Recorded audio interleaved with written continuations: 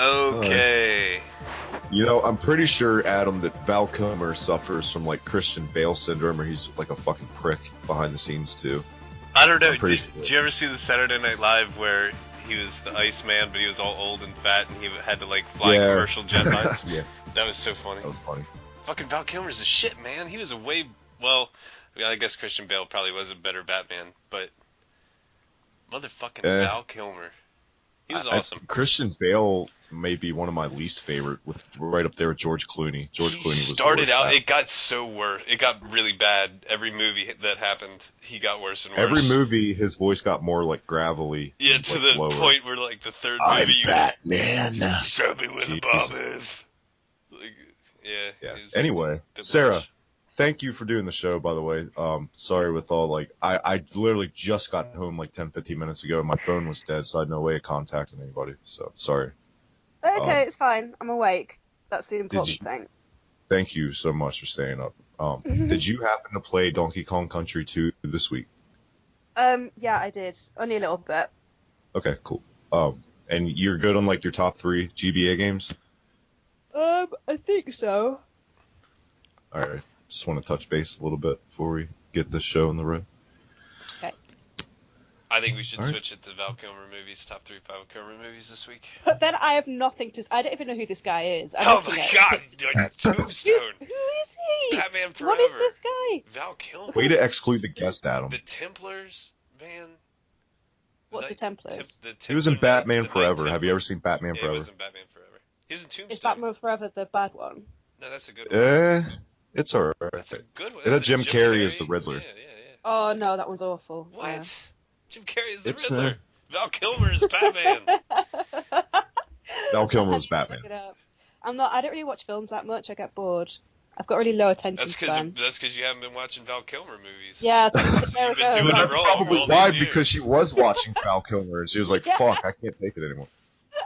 Man, Tombstone is maybe the best Western ever made.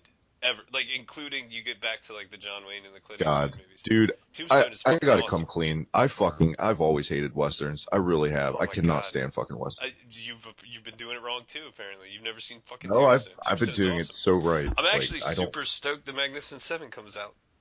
The remake of Magnificent Seven.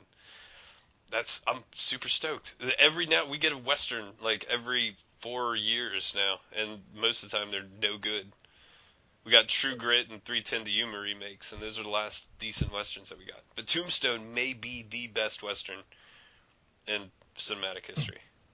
I know one thing. There's no better way to start a podcast than with a topic of something I hate. So fuck it. We're going to go right into it. Guys, welcome to episode 13 of the Hard to Name podcast. I'm doing it Adam style. You like to slip it on me the last 2 weeks, so I wasn't prepared. How does it feel? How does it feel? I was ready because I had secretly planned on sneaking the intro in 2 minutes ago when I started the Val Kilmer talk. So, bam. Joke's on you, So there's buddy. a method to your madness. Welcome to the 13th episode of the Hard to Name podcast, where we talk about our favorite Val Kilmer movies. And this Hopefully week that segment never returns. I think we should do this every week. I could talk about Tombstone every single week. I'll talk about Tombstone pizzas, but maybe not about Those Kilmer. are awful.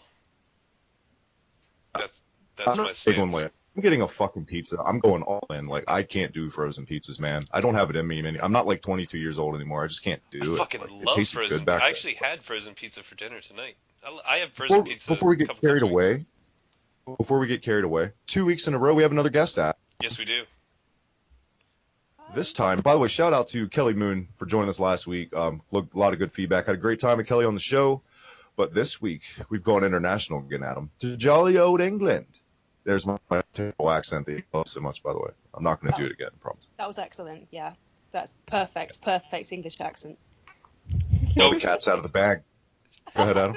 Don't encourage him with his accents.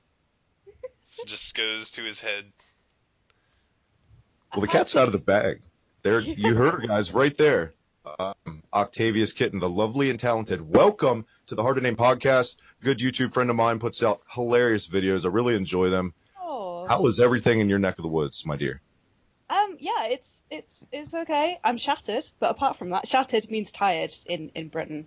I don't know if you guys have that word. That is not a phrase. Well, we have the word, but that's not. Yeah, sorry, but like, the way we use it. It's quite often that I'll talk to someone from like America and they have no idea what I'm saying. It's always sweet because they're very polite and they just sort of sit and listen to me saying all these words that I don't understand. Like, I don't know, snicket and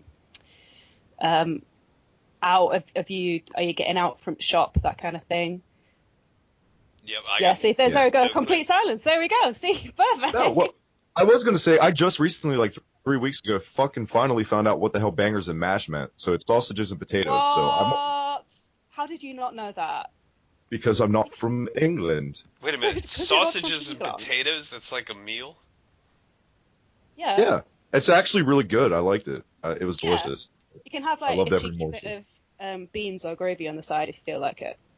Do you call those beans and gravies, or is that the American translation? No, you don't have beans and gravy. That's mental. You know what else is mental that you guys have? Peanut butter and jelly sandwiches. For real? You guys don't put peanut butter and jelly on sandwiches over there? No, because we're not mental. What kind of crazy house do you live in? There's no Val Kilmer. There's no peanut butter and jelly. I know. It's like you live in a different planet. Help me. Jeez Louise. I do know, like, you guys don't have Hershey over there. It's all Cadbury, correct? We just recently started getting Hershey, but I think it's different to what you guys get. I think it's got less sugar in and more kind of preservatives. I'm not sure. It tastes a bit weird. Cadbury's good, though. Fun in that? Cadbury cream eggs are the best candy on the planet. I'm fairly certain. They used to be. They changed the recipe like 2 years ago. Now it's rubbish. I was going to say, they don't taste the same. They're smaller, but I'll still eat them all day long. Like 50 it was of them at a time. Really funny when they actually changed the recipe 2 years ago. It all kicked off. Like, never mind everything else, like politics, the economy going down the drain. Cream eggs had changed their recipe, and all British people were like, "What is going on? How dare you?" That's how it should be. That's before how politics. It should be. Yeah, if you're gonna riot over something, that's really, honestly, a good reason to be upset. I totally want to live in a world where Cadbury cream eggs are the currency of the realm. Man, I used to trade my ass off. My sister every single piece of candy in the Easter basket for like 2 of her Cadbury cream eggs. I'd be like, you can have the chocolate bunnies and these little jelly beans and all this other nonsense. Give me the goods. Dude, nobody ever got my jelly beans. Man, fuck a jelly bean. I never even used to eat them. I always thought I was getting a good deal, trading like 100 jelly beans for a Cadbury cream egg. How do you eat your cream egg? I just chomp it. I don't taste anything. I just eat it. You're like a fucking chain chomp. Shove it into my mouth. I would eat them like by the handful, except you gotta all individually unwrap them. But there's no technique. It's just try to fit as much candy into my mouth as possible at the same time. See, I go total obese mode. Like, I split it in half and I drizzle the insides over another piece of chocolate, and I just lose my control. My willpower goes through the... I go nuts when I have sweets. I love to put, like, honey buns. I don't know what they call honey buns in England, or sticky buns. I like to put those on top of a slice of cheesecake, and it's quite tasty, and I recommend it. I should be 500 pounds. Sticky buns are 2 totally different things. Yeah, I'm confused. Do you mean like bread buns? Are you making a sandwich out of cheesecake? I sure am. All day, every day. That sounds good. A cheesecake sandwich? Yeah, I could get down with that. Cheesecake anything. Cheesecake anything, yeah, man. You can... Is there such thing as a cheesecake pizza? How badass would that be? There is a cheesecake pizza. Places like... there's a place up near my house that's like a Cece's, like a pizza buffet. They've got like dessert pizza. It's not really cheese. It's kind of like crumbled cheesecake on top of a pizza dough, but it's not bad. It's not particularly good. It's not as good as you would hope cheesecake pizza would be, but... Well, now that we've all tickled our sweet tooths and got that going, what's going on in everyone's world of gaming this week? What have you guys been playing? I got suckered into buying Lego Dimensions. So... Really? How's that going for you? I played it for like an hour tonight. It took me, built the Lego thing and put the pieces together. And me and the kid played some Lego Dimensions. It's odd. It's a little bit different, more different than like a traditional Lego game. Like, you have to keep moving the pieces around on the portal, which is super duper annoying. I'm already, like, really annoyed with this, but Lily's got, like, no problem. Like, we gotta put Gandalf on the other side of the stupid portal. And she's like, I got it! So she's all about it. But my guess is, yeah, I'm dumb. But I don't know if I have what it takes to go through another Lego game because I've played so many with my kids. Dude, I've built so much shit. I don't think I can anymore. I love Lego games. I love Lego games. I love the simplistic nature of a Lego game and, like, the charm, the Lego charm. I'm totally down with it. The gameplay just blends together so bad after a while, absolutely. though. Like, but that's not... I know they try to spice it up sometimes, but at the end of the day, you're still... re-releasing both the Harry Potter games next month. Lego Harry Potter games. Those are my favorite out of all the Lego games. The Harry Potter ones were the best. So nice. Remasters. Welcome to 2016, where every other game I play is a game that came out 5 or 10 years ago. It's like I get a PS4 finally. I'm playing fucking Final Fantasy X and Pac-Man 256. So. I know, if you look through the list of the shit that I have not played a whole lot of shit from 2016. Everything I've played has come from some remaster or collection. It's an epidemic. Octavius, what have you been up to as far as playing games and stuff this week? Well, been doing the usual thing, dipping in and out of Fallout, playing some of the new PlayStation 1 games I got hold of this week, but mostly, actually, my brother got a ZX Spectrum, which I understand you guys had, but it didn't do very well in America. It only did really well in the UK, because you guys had the Commodore 64 and the Commodore ZX Dragon Spectrum. as well. Yeah, that's right. We had it did not do well. Yeah, it didn't do too well, did it? But yeah, it's a really, really good little... It's not really a console. See, it was built specifically to do coding, so that's mostly what I've been doing with it, and it's just amazing. The sounds it makes are so... It's really strange. It's like, I'm one of these people who I will listen to the sound that the old dial-up used to make, when you used to log onto AOL and it'd be like, grr, grr, grr, grr. Like, that sound does something to me. I don't know what. It's weird. It's like weird mix of excitement, like mildly sexual. It's very strange, and that's kind of the that's the sound that the Spectrum makes. So me and my brother were just sat there like listening to 4 minutes of this tape trying to load, making this horrible grinding sound, but it's just such a satisfying noise. And then you play the game, and the game's usually pretty poor, but it's really cool to see like just a snippet of gaming history, and it's amazing how far we've come. Like, I'll be playing Fallout 4, and then I'll go and play Orm and Cheap, which is this really, really bad... Like, it's like a worm and a chicken that are somehow friends, and they're living in some kind of weird house, and it all kicks off. And one of the things about the Spectrum games that is so frustrating is that it never has any instructions. I don't know if the Commodore 64 is the same. I've never had a Commodore. But there's no instructions in the cart, as in the case for the cassette, and there's never any instructions in the actual game itself. So you're just there absolutely mashing the keyboard and trying to work out what the hell you're supposed to do. Meanwhile, you're getting attacked from every angle. It's great. What was the name of the... No, it's awesome. I envy you. I wish I had one so I could do some coding. You should check out The Immortal if you like not knowing what to do and pressing buttons, banging your head against the wall, and being attacked from all sides. The Immortal is fantastic. It's really not. It's awful. Sega Genesis. Do yourself a favor, look it up. It's awesome. What was the name of that worm chicken hybrid game you said you were playing? Okay, so it's I think it was only in the UK, but they were called Orm and Cheap. Like, as in Orm, as in worm without the W, and Cheap, as in a chicken. And I think it was like a UK TV series. It wasn't even that popular, so I don't even know how they got a game. They got quite a few different games. And there's like this bit where me and my brother were playing this one bit for a good hour because we were so determined to get to the next part. And there was this, like, a crow comes down, and then a worm and a chicken and a rat are like, do you mind? Can you get lost, please? And you've got to make the crow go away, but it's something to do with pressing the button at the right time and the right direction. It's ridiculous. That's pretty much my overview of Orm and Cheap. Don't play it, it's rubbish. They should remaster it.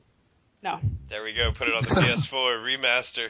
Add some trophy support. I got it. I got this. I just got the zany worm chicken game on flash sale for like $1. Remastered. Have you played any of the Nuka World DLC yet for Fallout? No, I haven't, not yet. To be honest with you, I'm still on the fence about Fallout 4 anyway. But I kind of, it's okay when I don't want to say anything to piss anyone off, but I just don't really like it that much. What? And I've kind of been... No peanut butter jelly. You don't like Fallout. There's no Val Kilmer in your country. I don't understand this. This is... I'm sorry. No, it's not... I guess it's not for everybody. You could be like Gary. Yeah, it's just because it's so bleak. There's a lot of wandering around and nothing happening, and I don't really find that interesting. Like, the story is good, but it's not as good as it needs to be to kind of justify how bleak and repetitive the gameplay is, if you know what I mean. Like, if Fallout 3 was awesome, I loved that. There is a lot less. Yeah, there's a lot less. I feel like Fallout 3 had a lot more condensed stuff. Yeah. Like every building had a story. You find that if you look hard enough, you will find stories in the just in the landscape that are completely inconsequential to like your whatever mission you happen to be on. If you read the terminals, you kind of see like what went down in the building, or you see but they're kind of fewer and far between. I feel like you saw that a lot more in Fallout 3. Like, every building you would go into had some kind of significance, something that made every building somewhat special. But it's got a little bit less. And then when you throw in the like the settlement stuff, it can be overwhelming as well. Yeah, I couldn't really get that. I tried to build a house yesterday, and it just ended up looking like an absolute mess. I just got really angry.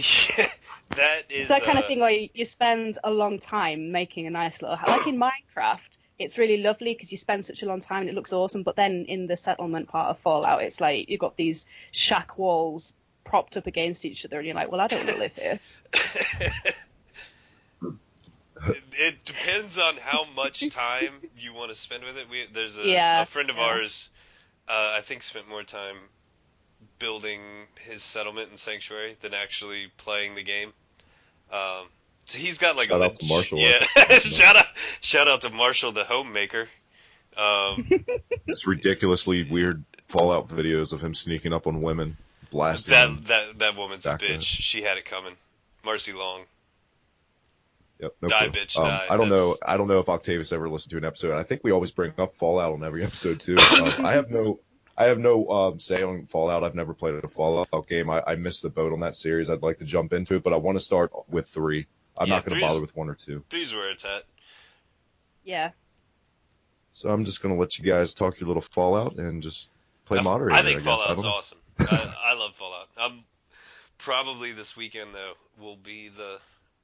I am at the tail end of Nuka World, and that was the last DLC that I was pushing through. So by the time we start next podcast, I'll probably be on something else completely. Apparently, Oceanhorn had completely launched and is already out. I knew it was coming out this month, and just I guess got buried in the PlayStation Store immediately. I don't know, but I just looked it up like 2 seconds before we started this, and Oceanhorn is out. That's the maybe two podcasts ago, I was talking to you about the Zelda-like game. So that's out. I was thinking about checking that out. We'll see. Yeah, looks good. Definitely worth a shot. It's $15. I feel like it's not probably a huge game, and that's okay. After something like Fallout, it's always good to play something that's not a huge game. Yes. I like short games. It's just a nice unwind sometimes. Witcher burned Adam, me I finally lived up to my word. I picked up Nidhogg this week, and we played some Nidhogg filing together. If that's what you want to call it. More like punching children in the face. Nah, but I'm ready. I'm ready. My second time playing it. I think that my 6-year-old son actually did way better than I did. He did do way better than you. Yeah, he's getting like mad trophies in that game. He loves that game. Nice. Yeah, he's got it down. I think once he realizes like run on the arrow, he'll be in good shape. But he was already like throwing stuff, and yeah, he picked it up. I think a little bit faster than you did. But Nidhogg is just another case. I say it all the time. Like I hate that I jumped into the PS4 so late in its lifespan because I go to play multiplayer on Nidhogg and it's extinct.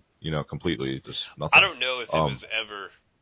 I've never just like hopped on with a stranger in Nidhogg. Nidhogg is more of like a other games like the Go ahead. I'm sorry. For me, it's just more couch co-op or like something to play with somebody else that I know. Like that's not a game that I need to play with a stranger.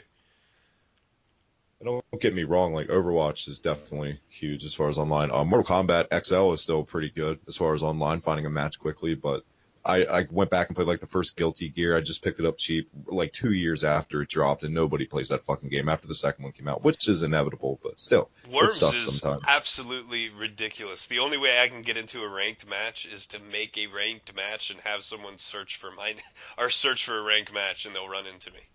Like that's how the multiplayer is in Worms. When you do find that match, it's fucking exciting, isn't it? No, because nobody that I've played with yet is as good as me, so it's not fun. Do have some other exciting news. I picked up Vector Man this week, Adam, finally. I wasn't sure if that was out of your collection or if you had picked that up. I was like, I went to Secondhand Charles. Have you ever been there? Yeah, I've been there. That place is cool.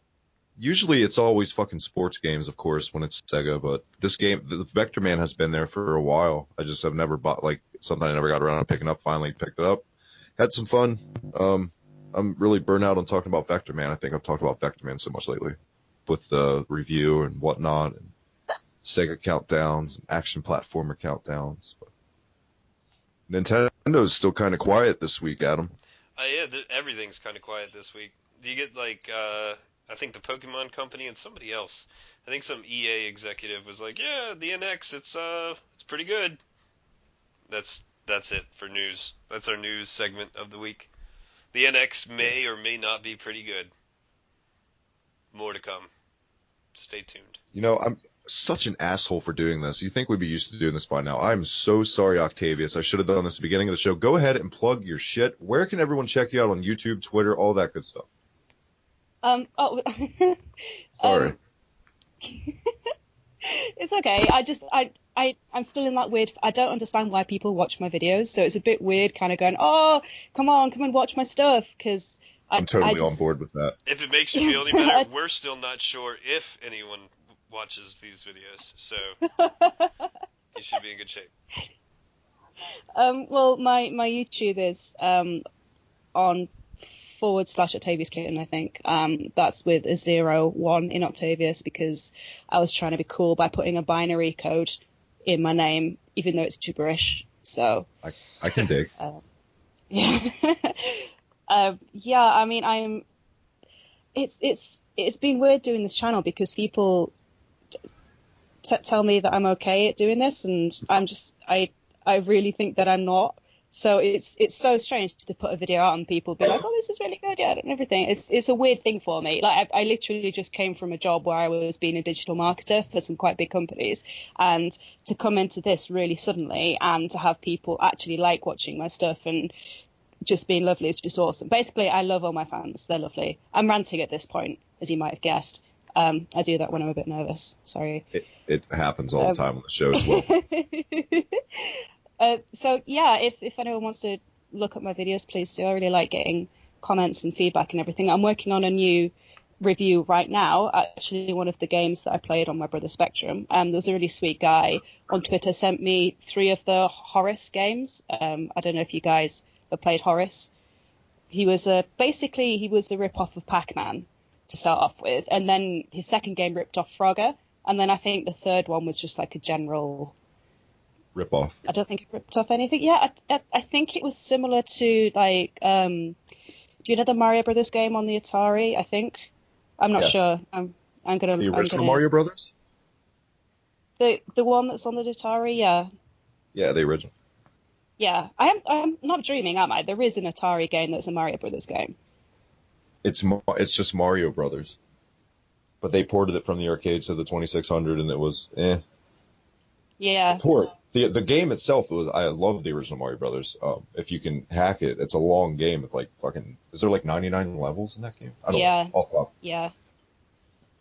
Yeah, there totally is. I enjoy your reviews. I think they're funny. And I totally am on board with how you say like it's weird that people watch your stuff. Like Adam and I have been doing this shit for years. Like we've known each other since like high school, and to us it's just like we're just two dudes like sitting around bullshitting about games. And like to have people say like, "Oh, I listen to you while I get ready for work," it's kind of mind blowing in a way. Like really, that's cool though. Yeah. We're not really doing anything different. Like if I call Travis or if he calls me throughout the week, this is how our conversation goes. We just don't have anything special like a top 3, but we will talk about like, well, we should do a top 3 about this. No, that would be too easy, and then we'll inevitably do a very shorthand top 3 without even thinking about it. So this is basically just like a regular traditional phone call for us, and then we record it, and then put it off as a podcast and try to convince everybody that it is a podcast. And then let everybody know that Gary sucks. That's the main reason we do this. That's the key thing. I don't do it for me. I don't do it for the fans. This is a PSA. Gary sucks. Speaking of which, perfect segue, Adam. This week's Why Does Gary Suck? Adam, why does Gary suck this week? It's got to be the vaping. The vaping. We already used that one last week, though. And I used it at the beginning of the show. We need a new reason Gary sucks. There's a plethora of reasons this man sucks. I don't know, man. That's got to still be that's number 1 at the top of the list. I don't think we can say it enough. Because he's vaping. How dare he, big, healthy, quit cigarettes. All of you people out there, vapors, take a good hard look in the mirror and think about what you're doing with your life. Smoke a cigarette or don't. There's no try. There's no gray area. There's no gray area with smoking and nicotine. You have no tolerance. Man up and chew some tobacco. Or throw the electronic cigarettes out. Jeez Louise. Okay, I'll throw it out there. I know a reason Gary sucks this week, because I swear to fucking God, Adam, and you even say he didn't. He had a Maximo statue. He did not have the Maximo statue. He had a Maximo statue. I don't even know if he's ever played Maximo. Yes, he has. But he sucks. You are trying to convince me, and you're fucking with my memories, implanting. Could there have been a Maximo statue? But I gotta stay true to my original gut instinct. I don't think he had a Maximo statue. I don't even think he played Maximo.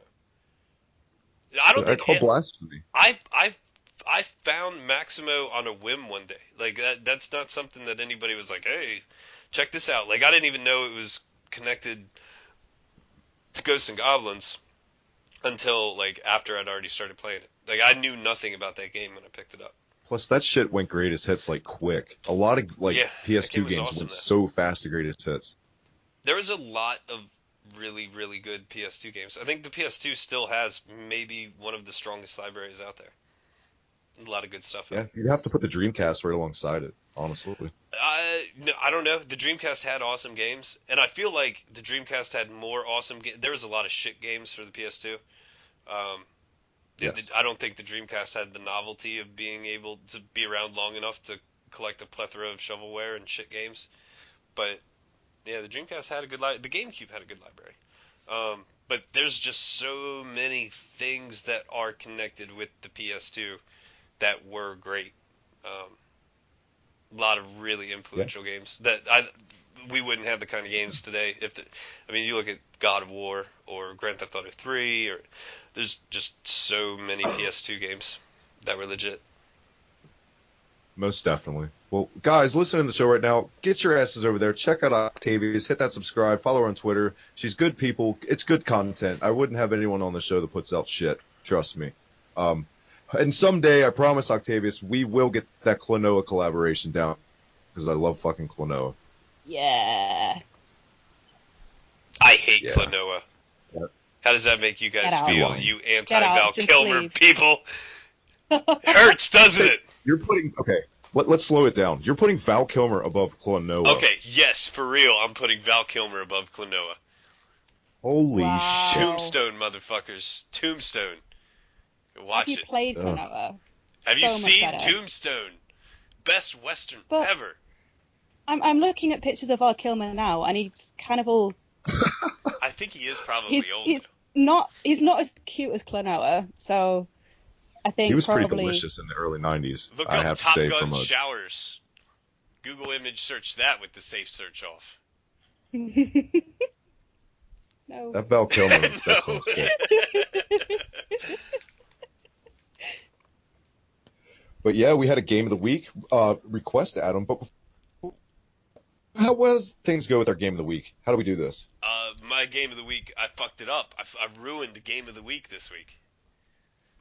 Ruined it. You sure did. I sure did. But it's okay, because you're not Gary, so... That's true.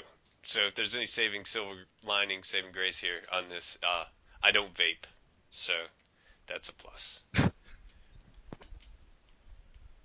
Yeah, but I did fucked up, though. Let's get back to you fucking up. Yeah, I did fuck up. So sorry about that. My bad, as the kids say. I didn't play the game of the week. I did go to play it. The ROM that I have is fucked, and it crashes my shit every time. And then I was gonna download it, and I didn't. And there was like this fire, and these children, these orphans, need saving. And I was like, okay, well, I'll just do this later. Save the orphans from the fire, and then there's like, oh, this is my puppy. So I saved the puppy, and then I totally forgot about it. So, whatever. Whatever. Why don't you just tell everybody you were sick this week? Because that's what really happened. I feel like I was playing superhero, and I couldn't do this. There's like another unbelievably bad lie. It looked like the financial market was getting ready to crash again. So I was like, oh, geez, guys. So I went to Wall Street and straightened all that up. Then you got caught up in that controversy, like Max Schreck from Batman Returns. You pushed a secretary out of a window. You had to deal with that, legal troubles, and then it's like it wasn't pepper me. spray stuff. It's a body double, so I had to, find the guy that looked like me, with the body double. Holy shit, we have derailed quite far from the game of the week. It's true. So yeah, but that's talking why. About Christopher Walken for Batman. It's true, Christopher Walken. We don't talk about him enough on this podcast. Our game of the week, guys. We play the first 30 minutes, usually a retro game. With us, we usually get requests for SNES, Sega, mainly. We played like NES before. Play the first 30 minutes, give our thoughts. So we've had anything from Sailor Moon to, God, what was the best one we've had, do you think? Super Punch-Out? Yeah, but even still, Super Punch-Out was not as good as regular Punch-Out. Yeah. No way. The original trumps the Super Punch-Out. But anyway, our game for the week was requested on YouTube from, was it Sasha Janine? I think so. Adam? Yes. Sasha Janine, once again, coming through with the game of the week. Thank you so much, Sasha. Her game of the week was Donkey Kong Country 2 for the SNES. I know Octavia's got a chance to check it out this week. I'm pretty sure she's probably played it before in the past. It's a pretty popular game. Adam, you've never really been on the DK series, as you said before, kind of like me with the Fallout series. You missed a foot on it. Before her and I talk about the game, do you just have any 2 cents you want to throw in about the series? Or? Yeah, I went to play it, but there's this really nasty car wreck outside, and I was like, get the medical bag, and I've got the medical bag and helped the people that needed it. Adam. There was airbags, and I was like, oh, jeez, airbags. It was rough. Sounds rough. It was really rough. Really, it was just a lot like Tombstone. And I went to play it, and there was this shootout at the OK Corral, and I was like, guys, don't do that, because reasons and stuff. And it happened. So that's it. Octavius, what did you think about DK2 for the SNES? I only got to play it for about 10 or 15 minutes, but I did play it quite a lot when I was younger.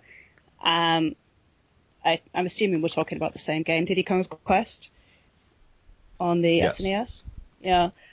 So when I was little, one of the things that always stuck with me was that whenever I played it with any, just like my brother or my male friends watching when I was little, they're always like, oh, you always choose to be the girl because she's a girl. And I was like, well, no, it's because she's actually better. I don't know how. If do you agree with that or? I played as Princess Peach all the time in Mario 2 because she could fly, and that's obviously better than jumping. Yeah, By exactly. pretty much Exactly. everybody's So standards. So yeah. And we're back. Um, Travis has hung up on us, mainly I, because I didn't play Donkey Kong 2 because I was busy at the hospital saving lives. how dare you? I just had enough of your false stories. I said, fuck the show. False stories. No, I think I had some connection issues. I'm so sorry to interrupt the show. Octavius, you were saying as a kid you were digging some DK2. Yeah. So just playing as Dixie Kong is the better option, really. And it's not because it's a female character, it's because she could fly with her hair, which is awesome. Imagine if you could do that. If you could, like, swing your ponytail around and just hover. Is it just me that thinks that's awesome? Okay, fine. Yeah. So No, I loved it. Yeah, it's a good game. I played mostly, it was Donkey Kong Land on the Game Boy. That was the main one that I played. I didn't play this one a huge amount, just because it wasn't me that had this SNES. It was a neighbor, so it was always like, oh, make an excuse to go next door, so you can play Donkey Kong or Yoshi's Island. But yeah, I think it's quite a good game. I want to get more time to play games like this, games that I didn't really beat all the way through when I was younger. I just gone back to playing the Sonic games from the Master System because I never managed to beat them because they're rock hard. So I reckon I might put this one on my list, I think. Nice. The Donkey Kong series, I think I said last week, is one of the most deceptive series as far as it's cutesy as hell and it throws you off, but it's really hard as shit. The SNES games definitely have their moments. I think it got way harder when it got on the Wii U, and I love the Wii U games. Game, the other one on the original Wii, Returns or whatever. This game was, when Donkey Kong the original dropped, the graphics were kind of mind blowing. This is the game I really wanted for Christmas '94, the original Donkey Kong Country. It's one of those, like, picture a kid getting the Christmas present and he, like, kicks his legs out of excitement and he's, like, doing flips. That was me when I got DK Country the original. So I only rented the sequel as a kid. I've gone back and beat it as an adult. This is probably my favorite entry in the series on the SNES, even though I love the original. This one just perfected everything. Plus it brought in, Dixie, all the other elements. Other ways to control your player. Totally, like Adam said, that Princess, and I totally agree with that, by the way, Adam, that Princess Peach was my main character. Yeah, if you don't like Princess Peach, then fuck you. Fucking Gary. Yeah, Gary. Yeah. Toad. Like, come on, seriously? Actually, the worst character in Doki Doki Panic or whatever the fuck you want to call it was Mario. He was my least favorite. He was because he didn't do anything special. He was like your baseline. He was your straight up basic Soldier 76 in the house. But yeah, DK Country 2 graphics were amazing. All the games on the SNES were amazing for the DK series. 3 probably my least favorite. A lot of people's biggest complaints about Donkey Kong Country, believe it or not, there are people that, like, not even like Adam, that play the game, they don't like it. They don't like SNES games. Gary. Or Gary. Gary loves SNES. We can't hate on Gary for that. No, I don't care. I'm throwing him under the bus about it. He doesn't. It's not like he listens. Speaking of Ian, who doesn't like the SNES, we do have some huge news that we're going to announce at the end of the show in regards to Ian. I'm pretty sure you have a good idea what it is, so stay tuned for that. But DK Country 2, if you haven't played it, get your ass out there and play it. It's a must-play if you're into SNES. The whole series was good. I spent some time with the Game Boy game Octavius. I'd never really delve into it a lot. There's a lot of Game Boy games in the library that are undiscovered and I need to check out. I need to spend more time with the Contra game for Game Boy, which is excellent. And I think it's overlooked a lot how good that game was. But yeah, thumbs up from me. On a score of 1 to 10, I'd give this a 8.5 or a 9. From everything, the music, tight gameplay, graphics. There you have it. Okay, for what it's worth, I've spent the last 6 minutes playing Donkey Kong Country 2. Ha! Surprise twist ending. You didn't see that coming, did you? So I made it past the very first stage. Now I'm just running through. So when you beat the level, he busts out his boombox, which I feel like nobody busts out boombox enough in this world. Well, Lucio does. So Lucio's bringing that shit back. Good. Adam's like, who's Lucio? Glad somebody's representing boomboxes. And yes, so I guess Dixie Kong totally does just fly around with her hair. That's way more useful. Badass. So other than that, it does seem to play a lot. The second stage has some vertical stuff. Never made it that far into Donkey Kong Country 1, so I'm not sure if vertical stuff is new to the series. It does seem to be slightly harder than Donkey Kong Country 1. I would say the second one is the hardest. Also, if you're into Dixie Kong, the third one, the main character is Dixie Kong and Baby Kong. So there you go. It's all Dixie all day for Donkey Kong Country 3. But yeah, guys, if you want to give us a game of the week, follow us on Twitter at @TheHibikkiTMD. Leave a comment down below. Join the Facebook group. We're all over the place. SoundCloud. Hopefully we'll get some more episodes up on SoundCloud someday when we have short arms and deep pockets here. We're kind of cheapskates, but someday. We'll see. Totally are cheapskates. Maybe somebody else can just figure out how to fucking work SoundCloud. I feel like we're not doing something right. But that being said, I've also put like 5 minutes worth of effort into the situation. So I've put maybe 25 minutes of effort into SoundCloud. So there we go. We're at half an hour. It totally falls on us. As a team. There's got to be a better way. So Octavius, my dear, would you like to request our game of the week for next week while we have you on the show? Don't make us play some nonsense. Like Zardion. Ben. Have you played... Do you play PlayStation 1 games, or do you prefer older stuff? We usually do more retro due to like finances and just emulating it with a controller. PlayStation 1 is like my main thing, so that's my my area of expertise. So let me just try and think. It's no biggie if you don't want to. How have you done any of the early Sonic games, like the Master System one? No, we have not. Sonic Master System.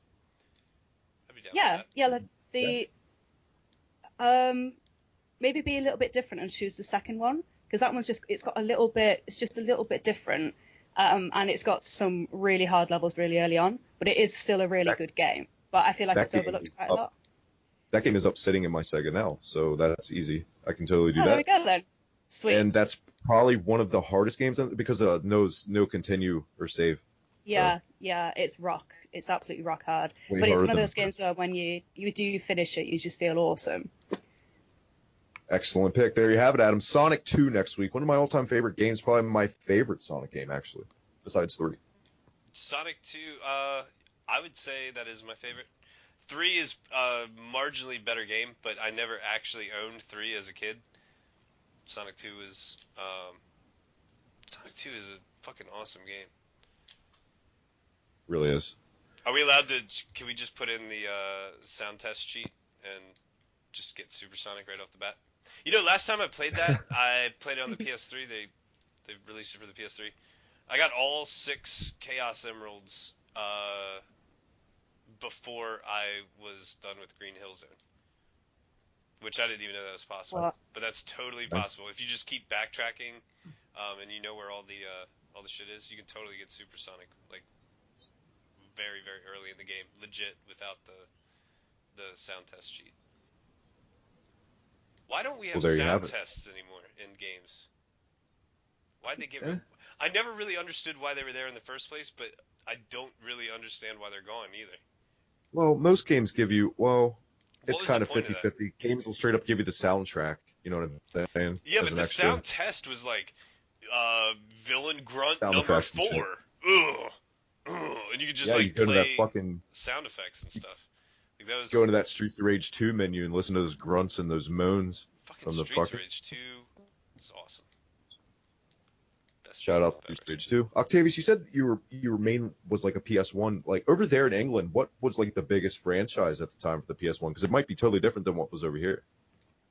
I think back when the PS1 was around, it was the main games were main consoles were PlayStation 1 and the Nintendo 64.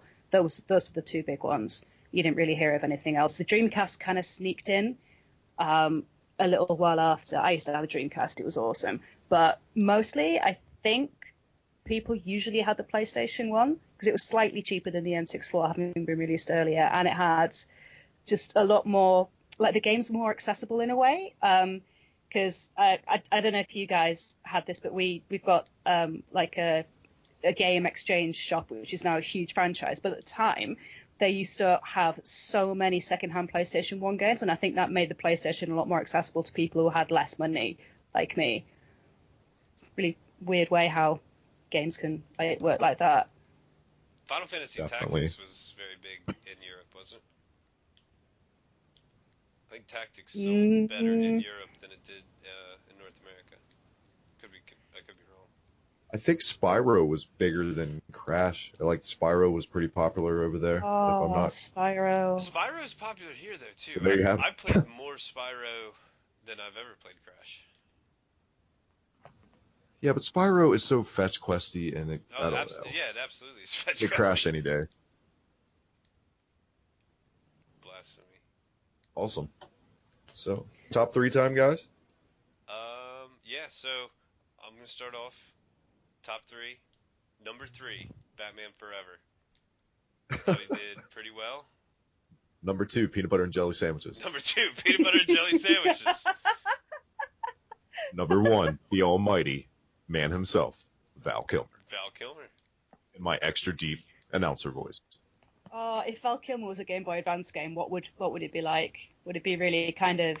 It would be really It would look clunky. Okay, but it turned out to be rubbish. It would probably be rubbish, but I would defend it to the death. Val Kilmer's Car Wash Simulator Advanced Turbo, too. Val Kilmer eats cheeseburgers. No, but just port fucking Lionheart to the GBA. That would be awesome. Lionheart was awesome. Lionheart was probably my favorite Val Kilmer. Tombstone's where it's at. Oh, Tombstone. Tombstone. I'm going to give you a fucking Tombstone Undertaker style if you bring up that movie again. Tombstone is awesome. Speaking of which, cheap plug, this Sunday, Adam, we got a pay-per-view on the Slam Pigs podcast. We're back after a 2-week hiatus. Michael went on a pool tournament, Adam. He didn't win the whole thing, but he went pretty far. He dipped out on me. I had a shit ton of fucking problems with Slam Pigs last week. But Sunday, we're going hard. We got your favorite Adam, Logan Mears, on the show. So, everyone, the Biggie TMD, check that shit out. Follow the Slam Pigs on Facebook and Twitter at Slam Pigs Podcast. Guys, our top 3 of the week this week. And thank you for that beautiful segue, what Octavius. What pay-per-view is it this on Sunday? Oh, it is Clash of Champions. Sorry. Okay. I go above and beyond already doing a geek gaming podcast, being a nerd, and I just throw that extra whipped cream wrestling nerd on top of it. Go full nerd. Can't go wrong. Real quick, before we move into the top 3, do you think Kevin Owens is going to keep it or no? I know you'll get into it at Slam Pigs too, but at Slam Pigs you won't have any predictions because it'll be over. I don't think Kevin Owens is going to keep it. I want him to keep it. All right. Raw did its lowest rating ever the other week, 1.8. So the blame is going to fall on Kevin Owens. He's the main guy. He's the champ. So SmackDown is the superior show to Raw lately. But we'll get into all that on Slam Pigs. Adam, if you want to come on Slam Pigs this week, man, you're always welcome. This might be the week. This might be the week to come on there. I don't know. We'll see. Hopefully next week. For what it's worth, I hope Kevin Owens keeps it. But yes, best heel in the business. That being said, Adam, what's the top 3 this week on the Hard to Name podcast? Represent Bad Boys 2 for life. Bad Boys for life. That's another top 3 Bad Boys 2 games. We could switch that out and do that one now. Bad Boys 2.5. I guess we probably shouldn't do that. So this week we're doing maybe next week. I just got a really cool idea for a different episode down the line. Remind me to tell you about it later. So just tantalize everyone. So this week is top 3 Game Boy Advance games. Top 3 Game Boy Advance games. Now, for those of you that haven't played the Game Boy Advance, Adam, it was basically at the time, a portable SNES/Sega Genesis. Yeah, pretty much. Ports from both systems fell on it. Were there like Neo Geo ports? Like Metal Slug was on GBA, I'm pretty sure. Yeah. There was a lot of ports for the GBA, which I don't think we should count any ports into this list. There were a lot of good ports though. I mean, all the Mario games were ported. There was a big NES Classics movement that ported a bunch of NES games, and people just ate that shit up. So, but for the sake of this countdown, I think we should do straight up games that were made specifically for the Game Boy Advance. Sounds good to me. Now, a lot of people don't know the GBA library is huge. It's one of the biggest libraries ever in gaming. Insane, the amount of games that had its fair share of shovelware. It's nowhere near like an Atari 2600 library or some shit like that, but it's up there. For a Nintendo library, it doesn't come close to the NES, but it rivals it a little bit. It gets up there. Octavius, did you play the GBA a lot back in the day? Were you a fan? Have you gone back? Do you enjoy the GBA? What's your take on the system? I kind of missed the boat with the GBA, so I went straight from the Game Boy Color to the DS. That's a hell of a jump. That's a large jump. Yeah, exactly. But I wasn't really that much into handheld gaming apart from Pokemon. So I was really more the kind of person who liked to sit down and play Final Fantasy on the PlayStation, and didn't really play games when I was out and about and that much. So I recently got a Game Boy Advance and I started collecting boxed Game Boy Advance games, which is awesome. Like I love the boxes. I love the artwork on them. So I'm getting into Game Boy Advance, definitely. I'm not a huge fan of the DS anymore because I think it's a bit too shovelware-y, and I feel like the Game Boy Advance was back when games were expected to be a lot better than they can be. Quality control. Yeah, it kind of felt a little bit more like that. So the Game Boy games that I've chosen for my top 3, I think are absolutely awesome. But I've chosen them according to I've chosen them because they're good for being a portable game. Like, you know how some games are not, they're not like, I know that Final Fantasy VI was on the Game Boy Advance. I think that was ported to the Game Boy Advance. Yes, it was ported, and they also added in an extra dungeon. Yeah, like I don't know. I don't feel like that game's a portable game. I feel like you need to just sit down and play it in a weird way. Like, you need the concentration. You can't just pick it up and put it down. Right. I don't know if you agree with that. Maybe I'm just a bit weird. I mean, we've established I am weird. But no, I play portable handheld games less on the go. I usually treat them they get the same kind of treatment that like a console game would get, where I just sit on the couch with the Game Boy instead of like hopping on a bus or a train or a taxi cab or something with it. Yeah, but, I wasn't like, oh, I need to play the Game Boy Advance, I'm going to get the bus. Like, that's not time to get on the bus. I got to get my Game Boy going. Well, this fucking thing, I for some reason can't just sit on the couch with it. But no, I totally agree. Final Fantasy 3 or 6 or whatever you call it deserves 6. full attention. Yeah. I think it's hilarious about the plethora of GBA games. Like, I just went to that game shop the other day, pick up Beckerman. Like, on the counter there, like just like you would see with like grab a bunch of buttons like in a little bin that's GBA games, like just fucking 50 cents, $1. It's crazy. There was a lot of GBA games. Some of them were not good. That's where the shovelware kind of went. Which is weird because Nintendo has this whole. They started off with only allowing you got like 5 games a year is what they would give publishers. So then you would. It's like, yeah, they started off with Iron Fist and ended up with Limp Wrist. And they ended up with here's Mary Kate and Ashley Olsen's run around and find clothes adventure. Ugh. There were so many fucking Mary Kate and Ashley. There is a lot of shovelware on the Game Boy Advance. But that being said, then the DS jumped the shark. Yeah, some people argue that the DS is the greatest console that's ever made. You could make that argument because there is enough there to back it up, but there's a ton of bullshit. I could never back that up. That's blasphemy. No way can you put that above the NES. No way. With the DS? The DS is kind of like... The DS is like, for every good game, there's like 3 awful ones. I kind of feel. You could probably even go more than that. I would say maybe 1 out of 5. Mm-hmm. Yeah. But no, the NES is not the greatest system ever. Just for the record. No, it has its fair share of stinkers. It's the same thing with NES. I just think, God, so many foundations were laid on the NES for one, and a lot of those IPs. You could argue it's the most important or one of the most important systems, but that's not anywhere close to the best console. Opinions. But how we do things, Octavius, we go around each with like our number 3 each, and then we go around the number 2. So we don't just like straight up name the list. But your number 3 greatest GBA game of all time, if you'd like to kick this off. If you say Dragon Ball Z movie tie-in GBA games, I'm just gonna put it out there. This is it. The podcast will end. So that's it. Is that the straw that breaks the camel's back? After Val Kilmer, peanut butter jelly sandwiches, like you know what? Val Kilmer in a live-action Dragon Ball Z movie as Goku. Never again will we dyes hair black. Dragon Ball Z. Your mind is fucking blown. So let Octavius do her thing with her 3rd greatest GBA game of all time. I don't know if this is cheating, kind of, but I think my 3rd favorite is Pokemon Leaf Green, and I know it's kind of technically a port, but it's not. No, I'll accept that. Right. Okay. Good. Thank you.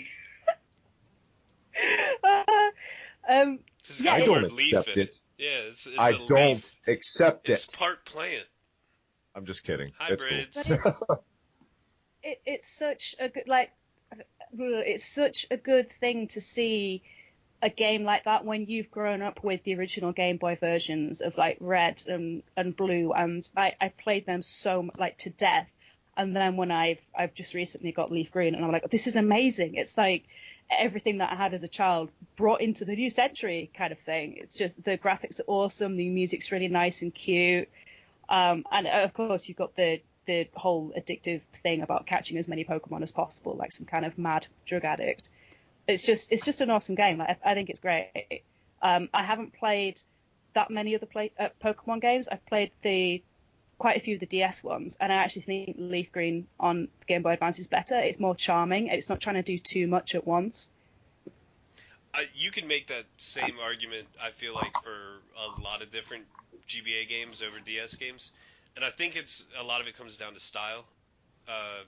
Sprite work always will hold up better than pseudo 3D graphics, which is what with more power always comes like, oh, well, we've got to make, some more 3D-ish looking things.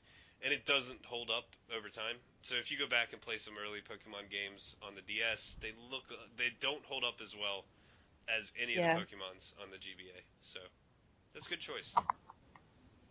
I'll take the graphics over Pokemon Leaf Green over Pokemon Black any day. You look at the PS1 or the N64 graphics. You go back and play an early Tekken, and you're like, oh my god, like it's a polygonal mess. This is rough. But you go back and you play Street Fighter 2, like any version of Street Fighter 2, and you're like, wow, this is charming. This is done well. The sprite work on here is really amazing. You could take that exact same game, release it today, and people would be pretty impressed with the graphics. So, sprite work always wins. Yep. That's the rule.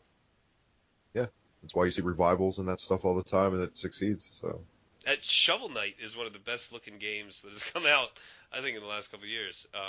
And then you look at a game like Mighty Number 9, which takes on this pseudo, like 2.5D graphical art style, and it's like, this looks like a tire fire. Like this is not so good. So shout out to Shovel Knight. Big ups. That game's awesome. I can't wait to play the new Shovel Knight coming out. I hope it comes out eventually. Oh, it'll come out. Let's see. Adam, it's that time this week. Are you warmed up? Your fingertips numb? Ready. You ready? Yep, ready to go? It really wasn't. This was not a hard list for me. Did you warm up to the Rocky IV soundtrack before the show? I do that every day. Every day. Even That's on a days fact of life. Yeah. What you got? Well, like a log on my shoulders climbing through the snow. That's. I mean for your countdown, not your log. That's my training regimen.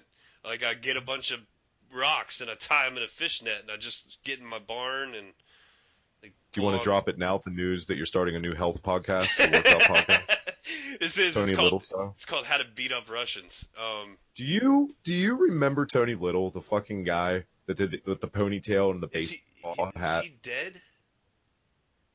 I believe he's dead. But Don't quote me on that. If you got Wicked handy, right?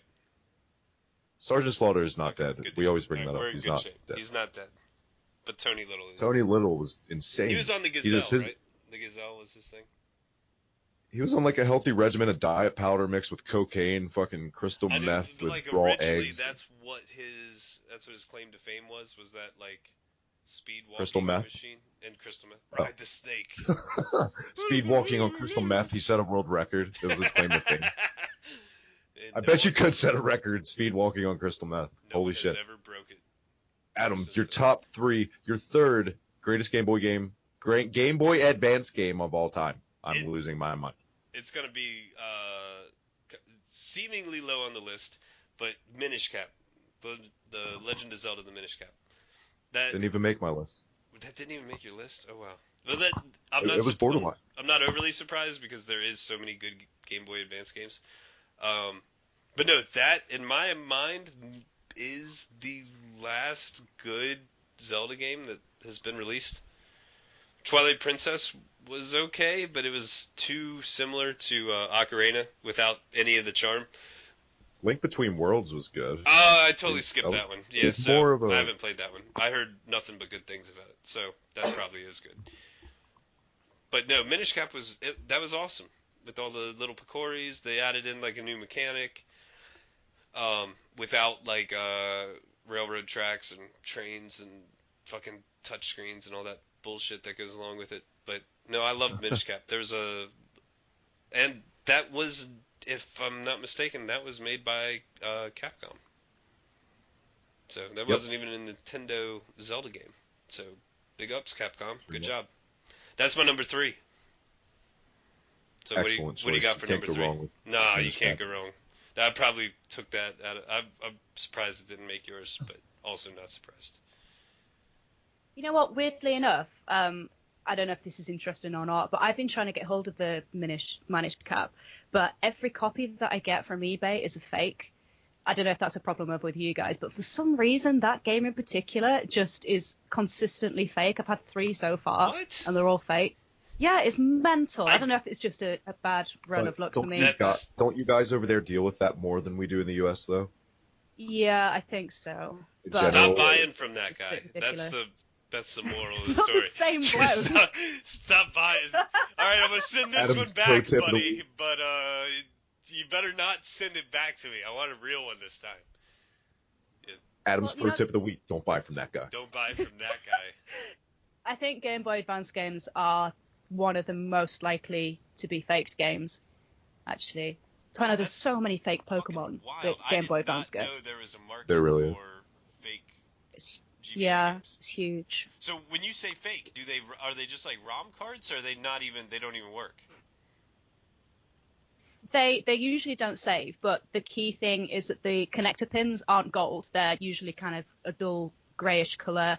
The sticker on the front will be misaligned, and there won't be any number stamps on the sticker. Like if you get a Game Boy Advance game and you sort of tilt it to the light, you'll see that there's 2 numbers embossed in it, and that's not there.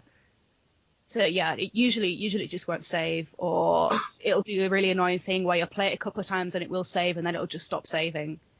It's pretty stressful. That's fucked. I just looked it up on eBay, and like the top couple options are like, here it is, buy it now, $8.88 from China. So that is probably not real, I guess. I didn't know there was like a market for this though. That's it's huge. That's fucked. Like I like Super Nintendo stuff and Nintendo games, and even older cartridge stuff you kind of expect, but Game Boy Advance games, I thought they were, like Travis said, you can go and just scoop handfuls of them up at like GameStop and stuff. They're all over the goddamn place. Yeah. So, well, that sucks. Hopefully, 4th time's the charm.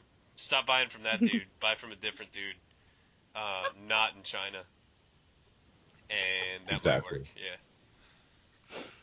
Well, for my number 3, I tried to kind of spread it out because we said constantly at the plethora of games. I'm trying to go every genre what I can. My number 3rd game, my top 3 GBA games, is actually a puzzle game. Believe it or not, it's probably in my top 3 puzzle games as far as addictiveness, fast-paced, just replayability. I love the sequel was way less known. Mr. Driller for the GBA is so fucking good. It is insane. I love these games. I could play these games every day of my life, even if it was only for like 30 seconds. I still got some fucking Mr. Driller in. So I don't know, Adam, if you've ever played those games. I don't know if you're a big puzzle game. Well, you are a big puzzle game guy. No, I'm not particularly. I like Dr. Robotnik's Bean Machine and Wario Woods. And then I'm like, fuck puzzle games. I like Portal. But no, I've never even played Mr. Driller. So hats off. Good job picking a game that I can't talk about. Way to make me feel left out, Travis. Well, you talk about Fallout a lot, so I'm just saying. Octavius made a little noise. Have you played Mr. Driller? Sorry about that. No, I mean, like, you were excited. I'm glad you made it, because it's finally someone knows about a game that Adam doesn't know about. I kind of momentarily forgot that I was on a microphone and just made an excited noise. I haven't 45 minutes later, I forgot in the show that I was on mic. I'm not with it. I've had like half an hour of sleep. Mr. Driller is one of the puzzle games that I played on the Dreamcast. So I only played the Dreamcast version, but it's pretty much the same across. Yeah, it's pretty much the same. Consoles. Yeah, like pretty much down to these levels, I think pretty much exactly the same. It's such a cute game. It's so addictive, and I find that it's one of the very few games that can genuinely instill fear in me. Like, you know, when you've drilled down really far and you kind of have to get across and then down, and then the blocks above you start shaking. You're like, oh my god, it genuinely it's like that feeling when Sonic starts to suffocate underwater. That feeling of genuine fear. You know, that is probably the most dreaded sound in gaming, is that Sonic's drown sound for me. Oh, definitely. But I definitely know what you mean. Like, the green pillar would support it and give out over time. Then it starts to give way. Yeah, fuck that. This is bad. But it's good. That's what makes it so good. Yeah, it's such an addictive game, and every time that happens and he gets crushed to death, you're like, no, I'm not having this. I'm going to do it again. Just spend hours and hours playing that game. It's awesome. But I also wondered why was, like, because as you go down, you lose air, which I always thought was a bit weird, because he's not underwater, he's just underground. Right. It is air, isn't it? There's like little bottles of something. Yeah, it's an oxygen meter. Yeah, like why? And also why? Too, like, but I guess it is harder to breathe if you're Mr. Driller and you can drill at a fucking crystal meth addict speed. Like, he goes so fast. But it is one of the fastest, maybe the fastest game on the GBA. It is super fast. Yeah, it is super fast. That's what makes it so exciting to play, though. Exactly. But there's my number 3, guys. Octavius, you're up, my dear, number 2. Okay, this one was a really hard one for me, but I decided on the third Castlevania GBA game, Aria of Sorrow. Ah, that's my number 2, and I'm willing to bet that's Travis's number 2 also. Really? Is that your number 2, Travis? It's actually not my number 2. Oh, wow, that's weird. Well, yeah, that's my number 2, though. So go ahead and talk about it, and steal my thunder. Sorry. The thing with Castlevania for me was that my first exposure to it was Symphony of the Night, which Travis hates. And obviously, he hates Symphony of the Night. I don't. What? You always say that. He's all about the one for Sega that doesn't even have a Belmont, or you don't even have a whip. You got some kind of spear. You have a descendant of a Belmont. John Morris from Bloodlines is a descendant. He is a descendant. He's not a descendant. He was entrusted. His family was entrusted with the vampire killer. He's not a descendant. Either way, he has a whip. Yeah, he's got the whip. He has the real whip. Okay. All right. Here's the deal. I'm tired of saying it, but I'll say it again. I don't hate Symphony of the Night. I prefer linear Castlevania, but I like Symphony of the Night. But if you're going to play through Symphony of the Night, roll up your sleeves because you're going to work. You know what I mean? Like, it's not just going through like a linear. I mean, the linear games are hard to ship, but nothing like the length of, like, I don't speedrun shit, so I don't know that world. But the Metroidvania genre, I love it. I'm pumped for Bloodstained, which just got fucking delayed insanely long time back. Yeah, but I love the GBA games except Circle of the Moon. Sorry. So, I thought it was Circle. Yeah, I guess it is Circle of the Moon. Is that the first one on the GBA? It was the first one for the Harmony. GBA. I thought Harmony and Assassin came first. Yeah, sorry to cut you off. Well, actually, Adam cut you off and then insulted. I'm sorry I cut you off. That Adam cut you off. I would. Yeah. Way to go. Gary sucks. Octavius, continue.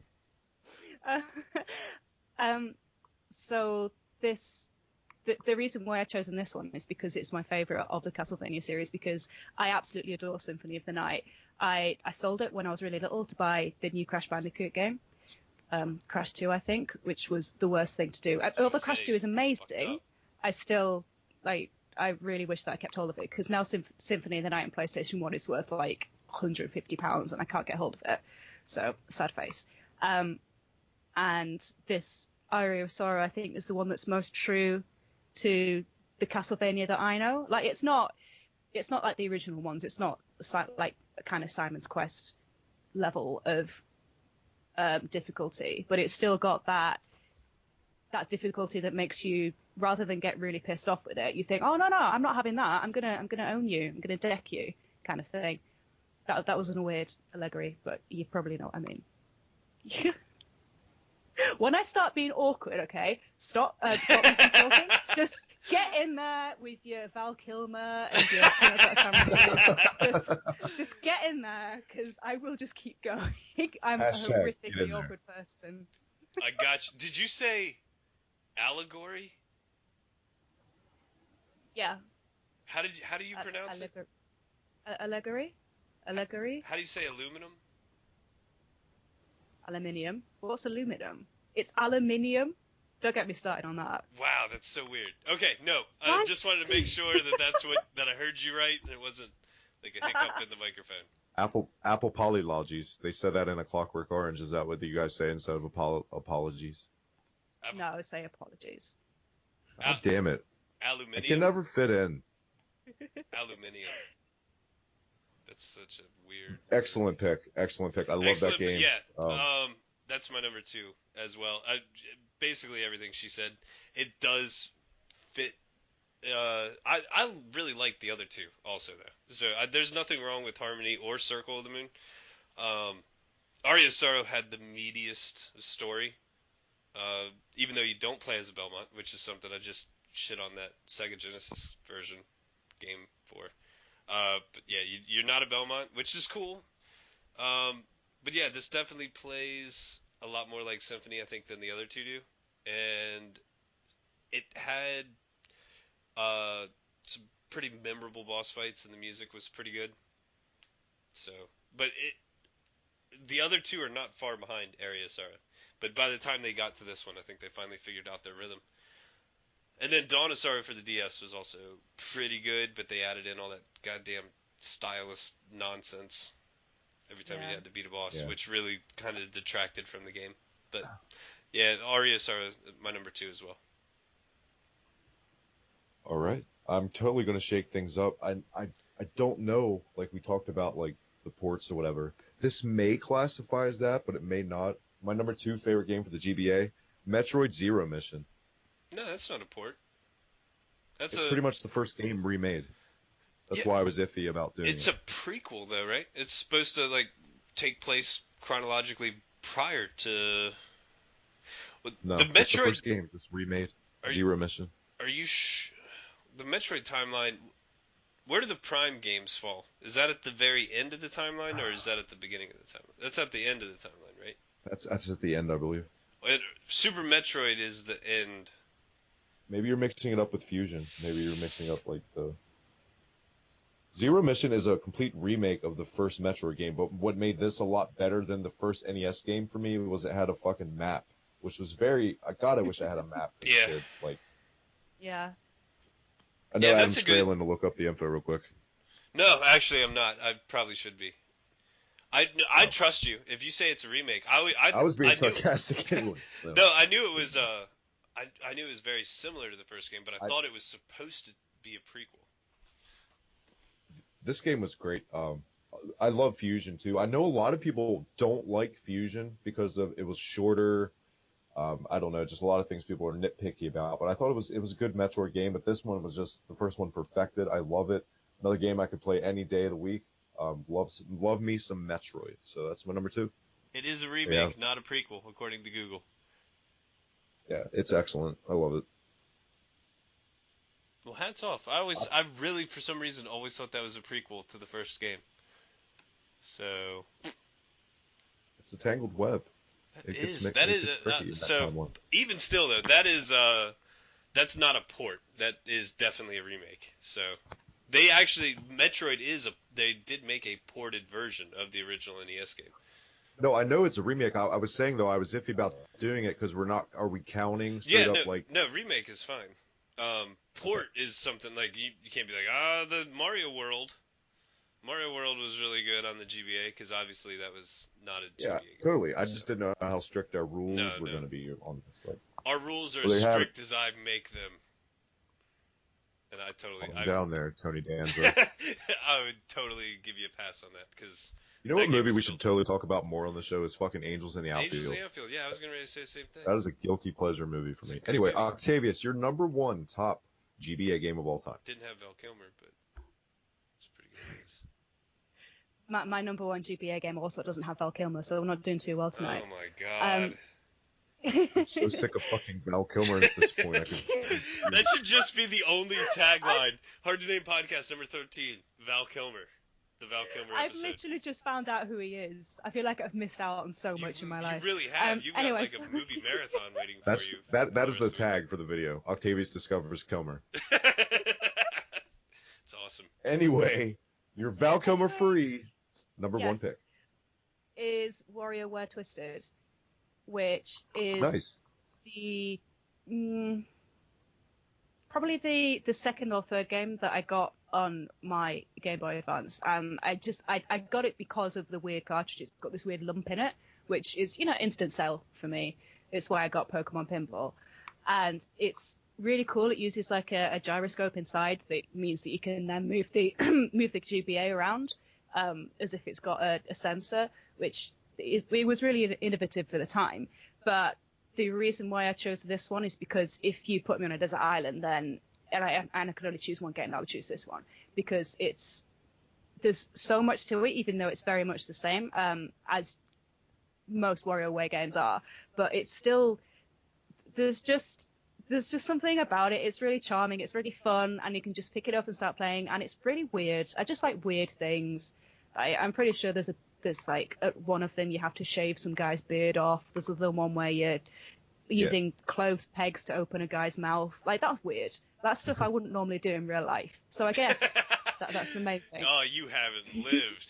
If you haven't clothespinned a guy's mouth open. Jesus Christ. You guys don't have that over there either? Oh my God, we do that like every other day down here. It's like part of prior to a baseball game and eating hot dogs. Clothespin a dude's You call it open. strange. You call it strange. We just call it Tuesday here. We call it culture. Jeez, crazy. We call it learning. Have you ever put a clothes peg on your face? If there's a guy. No, you don't do it on your own face. Like, you do it on somebody else's face, obviously. It doesn't feel good on your own face. There's like a world record for like the amount of pegs on a face, and this guy has done like 300 pegs on his face at once. You should look it up. Chris Angel, the mind freak? Yeah, we've got the mind freak. It takes a little bit more than clothes pegs to get us riled up over here. Oh, that guy, yeah. That's the guy who does mental things, like impales himself and then just kind of goes, "What? I'm fine." And then he goes, "Mind freak." Yeah, he's quite punchable, isn't he? Yeah, I think I'm pretty sure everything he does is all for TV. I don't know how well his live shows actually go. I know. Right, well, he needs to put pegs on his face, then I'll be impressed. He got hung by hooks by a helicopter and carried over the Grand Canyon, which is about as American as you can get. Put pegs on your face. And then they released him, and he landed on a giant eagle from Lord of the Rings, and then he flew off with Journey playing, and then he was playing Journey on a portable PS4 on the eagle while listening to Journey. Mind blown. But did he have pegs on his face? Of course. He always had pegs on his face. His face is a peg that you put faces on. Space is a place where the pegs are the race, and they will divide everyone for the chase. The thrill of Octavius' number one pick. I will say, do you like that fucking segue, Adam? I will say that the WarioWare series was excellent. I think my favorite WarioWare game was the GameCube one. That's the one I spent the most time with. This series definitely suffered for me personally that when it was translated to motion controls, it fell flat. I didn't like the Wii game. I mean, it was okay, but I didn't want. I'm not a big motion person. I never have been. There was only the one for the Wii, though, right? Smooth Moves, or was there two for the Wii? I think there were two. Don't quote me. Yeah, I'm pretty sure I've only played Smooth Moves. But no, that's a good pick. That is the quintessential mobile game, though. If you did decide that you needed to use your GBA on the bus or on a train, on a plane, or with a fox, it would Dr. be Seuss. we're hanging out with Dr. Seuss. Shout out to Dr. Seuss and Gene Wilder. Rest in peace. Rest in peace. Taken too soon. Never forget Dr. Seuss. Ride or die. Ride or die. Remember when he said, "Pop, pop." What? I'm too busy laughing. So, yeah, that's a good pick. That's where I was going to end with it. Before we got I'm curious Tupac. about yours, Adam. I'm really curious as to what yours is going to be because you've know. used up your Castlevania already. No, you already know. You're not going to be shocked. It's Fire Emblem. There you have it. I had a feeling. So there's 3 Fire Emblem games for the Game Boy. There's 2 that we got here in the States, and there was 1 that was only released in Japan. But I later was able to find a fan patch, English translation, patch it over. And they use words like aluminum and allegory in this English patch. Jesus Christ. So, just throwing that out there. But no, so the first game that we got here in the States, that's the one I'm picking. So there's Fire Emblem, The Sealed Sword, which was the Japan one, which was a direct sequel to the Fire Emblem that we got. And then there's Fire Emblem Sacred Stones, which was also a super cool game. But I think the 3 Fire Emblem games for the Game Boy Advance are the best Fire Emblem games that there are. I don't know. I love me some Path of Radiance for the GameCube also. I love that game. I've beaten Path Radiance and Radiant Dawn. I beat Path Radiance a couple times. That story sucks. And the gameplay is like unnecessarily difficult, where it rewards you for just bringing the strongest character with you all the time. Like there's not really any penalty if you end up with a strong character. You can totally, instead of like trying to level up the weaker characters, you can totally just mow everybody, or just constantly get your ass kicked in that game. And the story just doesn't. There's not really any payoff. It's very predictable. With the stakes never really feeling very high. So right. Suck it, Ike. That's Val Kilmer. Gary sucks. Very good pick. I had a feeling it was going to be Fire Emblem. Honorable mentions before I say my number 1. Undiscovered Gem.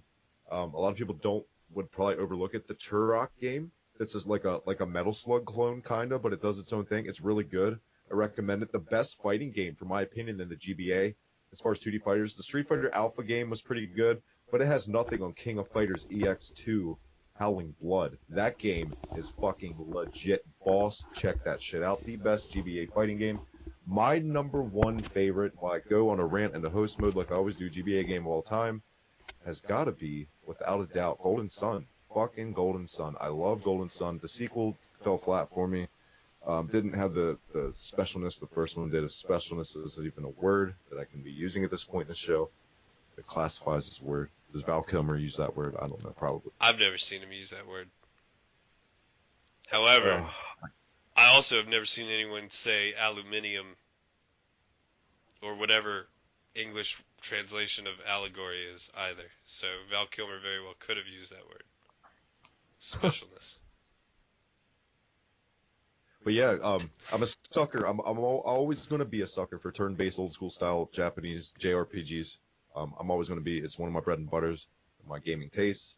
This game, top-notch fucking quality at the time for a GBA. The best RPG on the GBA. One of the best RPGs of all time, in my opinion. No, Adam, I don't know if you're a huge fan. I'm pretty sure you would say it's a good game for what it is. I've only played. I have never really got into it. I've started it up a couple times. And I'm like, not for me.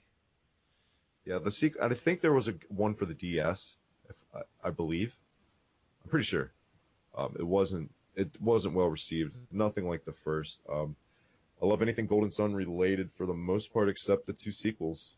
So there you have it. That's the top 3 this week, guys. Good pick. I'm surprised Castlevania did not make your list.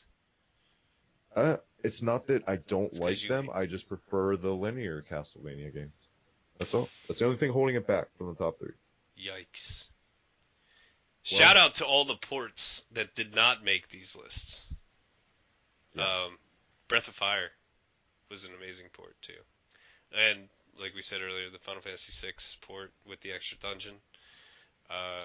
If you're not playing it on a train, that's good.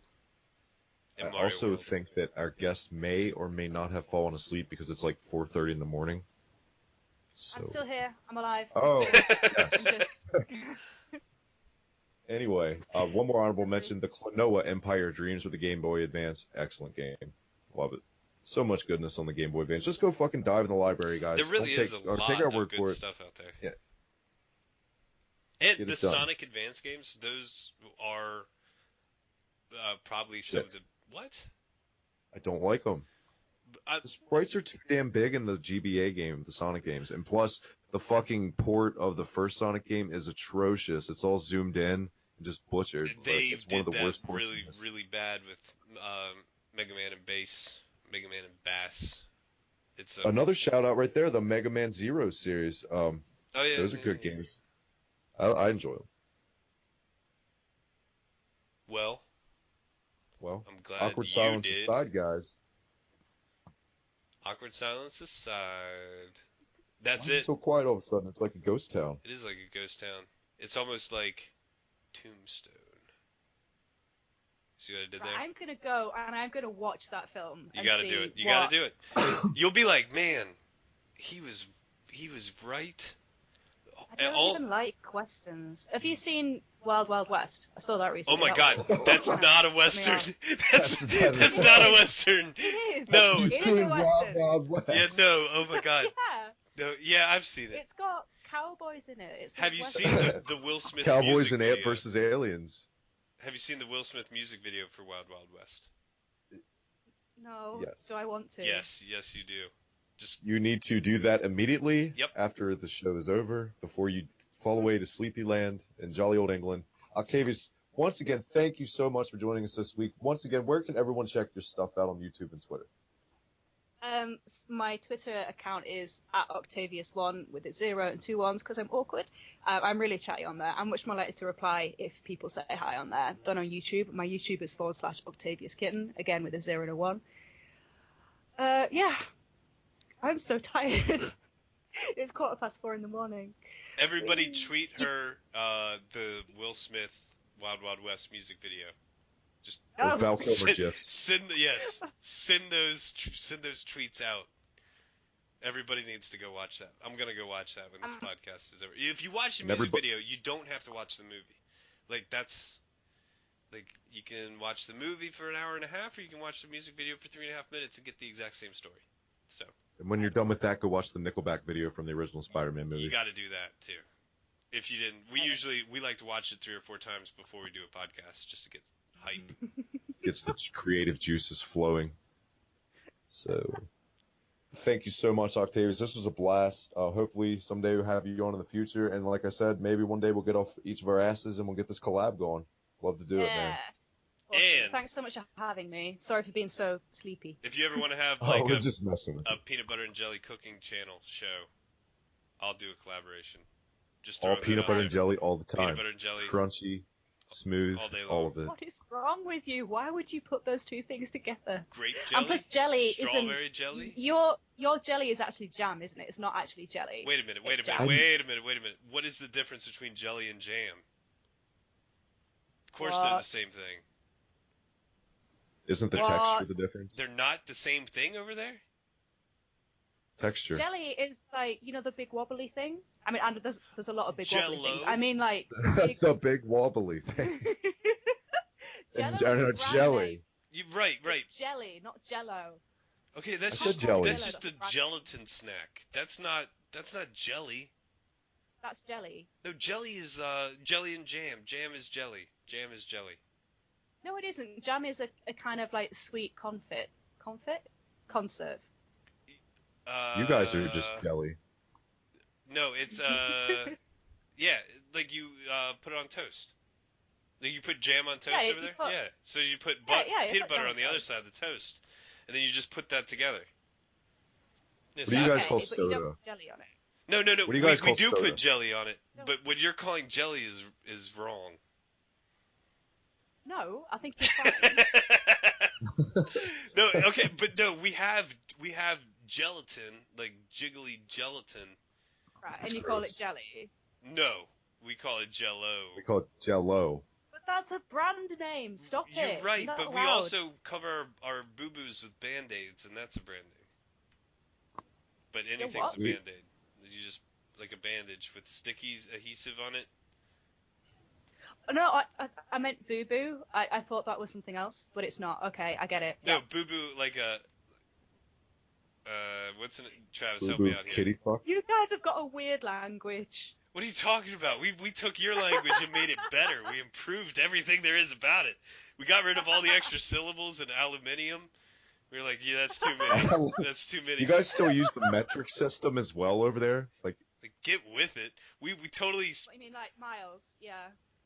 I honestly, I would love to go to England, Amsterdam, obviously, all that shit over there. I would love to check out Europe one day, most definitely, and probably Japan is probably where I want to go more than anything for obvious video game reasons. I think I would fit in more in England than I would in Japan, mainly because I speak very broken Queen's English. However, I speak zero Japanese, so there's that language barrier. They don't even say aluminium. I can't even guess at what they're talking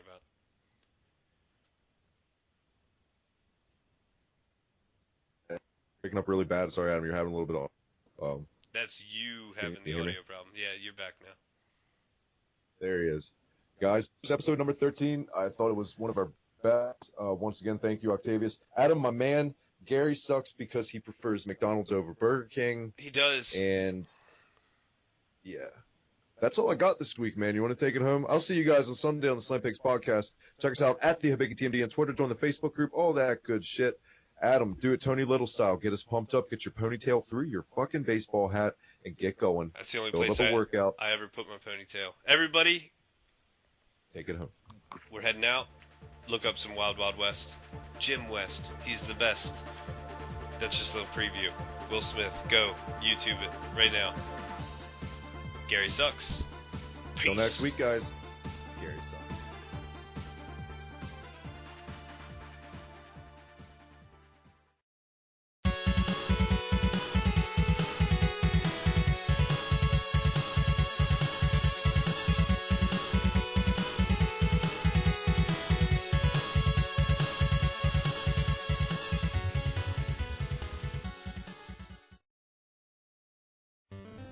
Hey guys, you can follow me on Twitter at TheHibikiTMD. Thanks for watching another video. As always, make sure to hit that like button, subscribe. This is Hibiki TMD, everything retro gaming, pro wrestling podcast, and everything in between. Right here on Hibiki.